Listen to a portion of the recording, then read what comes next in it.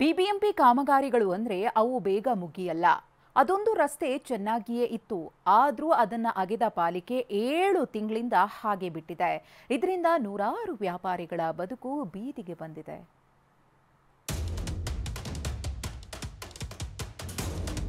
ರಸ್ತೆ ಅಗೆದು ಹಾಳುಗೆಡವಿದ್ದಾರೆ.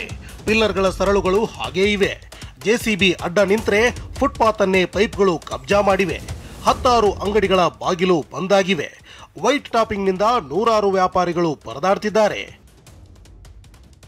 White topping ಕಾಮಗಾರಿ ವಿಳಂಬ, ಅಂಗಡಿಗಳು ಬಂದ್.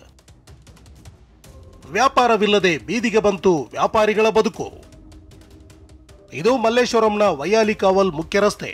ಈ ರಸ್ತೆಯಲ್ಲಿ 3 ತಿಂಗಳಲ್ಲಿ ವೈಟ್ ಟಾಪಿಂಗ್ ಕಾಮಗಾರಿ ಮುಗಿಸ್ತೀವಿ ಅಂದವರು 7 ತಿಂಗಳಾದರೂ ಮುಗಿಸಿಲ್ಲ. ಆಮೆಗತಿ ಕಾಮಗಾರಿಯಿಂದ ಸ್ಥಳೀಯರು ಹೈರಾಣಾಗಿದ್ದಾರೆ.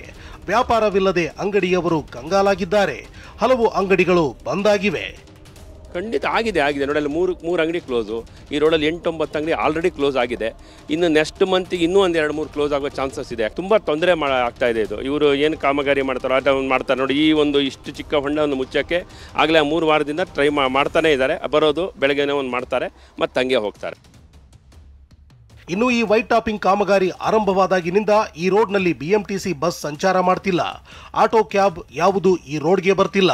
ಬಿಸಿಲು ಬಂದ್ರೆ ಧೂಳು, ಮಳೆ ಬಂದ್ರೆ ಗುಂಡಿ ಪೂರ್ತಿ ನೀರು ತುಂಬಿ ಸಮಸ್ಯೆ ಉಂಟಾಗ್ತಿದೆ. ಸ್ಟಾರ್ಟ್ ಆಗಿ 5 ತಿಂಗಳೇ ಸರ್. ಇಷ್ಟವರೆಗೂ ಕಾಲ್ ಭಾಗ ಆಗಿಲ್ಲ. ಸುಮಾರು 500 ಮೀಟರ್ ಬರೋಕ್ಕೆ 5 ತಿಂಗಳಾಗಿದೆ. ಹಿಂಗ ಕೆಲಸ ಮುಗಿದಿಲ್ಲ. ಇನ್ನು ಕೆಲಸಗಾರ ಬರೋದು 10 ಜನ ಇದ್ದಾರೆ. ಇಲ್ಲಿ ಓಪನ್ ಮಾಡ್ತಾರೆ, ಮುಗಿಸ್ತಾರೆ. 6 ಜನ ಕೆಲಸ ಮಾಡೋದು ಅಷ್ಟೇ. ನಾವು ಹೇಳಿದ್ದೇವೆ ಆಗಲೇ 20 ಜನ ಕೆಲಸಗಳಿಗೆ ಇಕ್ಬಿಟ್ಟು ಕೆಲಸ ಬೇಗ ಮಾಡಿಸಿ ಅಂತ. ಚೆನ್ನಾಗಿದ್ದ ರೋಡ್ ಕಿತ್ತಾಕಿರೋ ಬಿಬಿಎಂಪಿ ವೈಟ್ ಟಾಪಿಂಗ್ ಕಾಮಗಾರಿ ಹೆಸರಲ್ಲಿ ಸಮಸ್ಯೆ ಸೃಷ್ಟಿಸಿದೆ. ಸ್ಥಳೀಯರು ಮತ್ತು ಅಂಗಡಿಯವರು ಹೊಟ್ಟೆ ಮೇಲೆ ಹೊಡೆದಿದ್ದಾರೆ. ಇನ್ನಾದರೂ ಪಾಲಿಕೆ ಅಧಿಕಾರಿಗಳು ಕಾಮಗಾರಿಯನ್ನ ತ್ವರಿತವಾಗಿ ಮುಗಿಸಬೇಕಿದೆ. ಕಿರಣ್ ಸೂರ್ಯ, TV9 ಬೆಂಗಳೂರು.